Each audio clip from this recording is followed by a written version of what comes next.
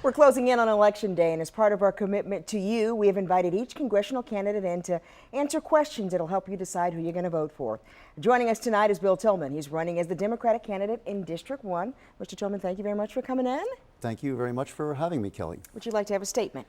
Sure. I'm running for Congress in the 1st District, and I'm running because I feel probably what most Americans feel today, which is that our Congress doesn't work. It's stuck.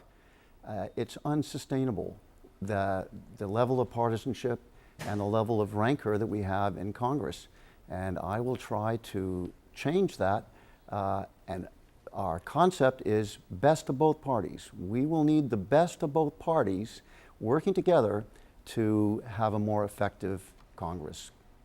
You know, earlier this month, Mr. Tilghman, the president said that he's going to delay a pledge to act unilaterally on immigration until after the elections. How do you feel about this? And if you're elected, is this a measure that you would support? I don't think it's a good idea for the president to act unilaterally. This is a huge issue. We need a national consensus on it. I think it should go through Congress. I think it should follow the ordinary path that legislation does. And I think we need to develop a consensus through the process of debates in Congress. And I would hope that we would eventually succeed and pass a comprehensive bill. But I think it would be better if we did it through Congress. Okay.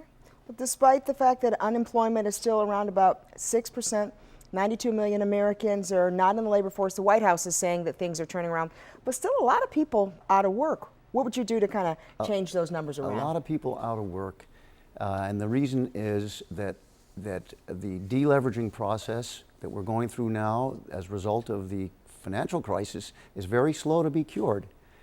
That said, I think there are a lot of jobs that could be filled in America, but I think there is a mismatch often between the skills that people have who are looking for jobs and the jobs that are out there. So I think one of the things we need to do is tighten the relationship between the industry and business and our educational system, so that when people come out of the educational system, they have the skills that'll allow them to get a good job right there and then.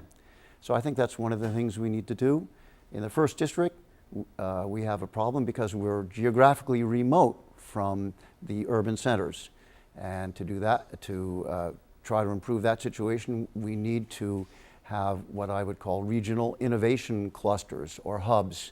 We need to develop our skill sets in certain areas, chosen areas, in a way so that we can pull investment and pull businesses into these more rural areas of the 1st District. An example of a regional innovation cluster would be, let's say, high value added agriculture, something like that, which I think the southern counties in the Eastern Shore have a good head start in that and could very much improve their businesses if they went towards higher value added agriculture. Okay, got about a minute and a half. I want to ask you, people not exactly happy with Congress, levels not exactly at an all-time high, I think about 13%. Right.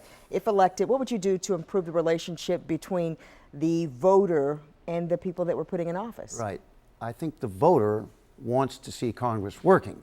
So if we want to improve the relationship between the voter and Congress, we've got to improve the relationship between the parties in Congress. That's probably the most important thing that we must do at this point in our American history. I think that if we say best of both parties, I look across the aisle and I say, I will look for the best from your party. You look for the best from my party. Let's forget the errors that we've all made. We've made plenty of errors. Let's try to build some trust. I'm going to actually listen to you, Mr. or Ms. on the other side, and I would hope you would do the same. Let's talk to one another and let's work through the problems. Okay. Bill Tilghman, candidate for the 1st Congressional District. Thanks for coming in. Thank you very much. And good luck to you. We'll be right back.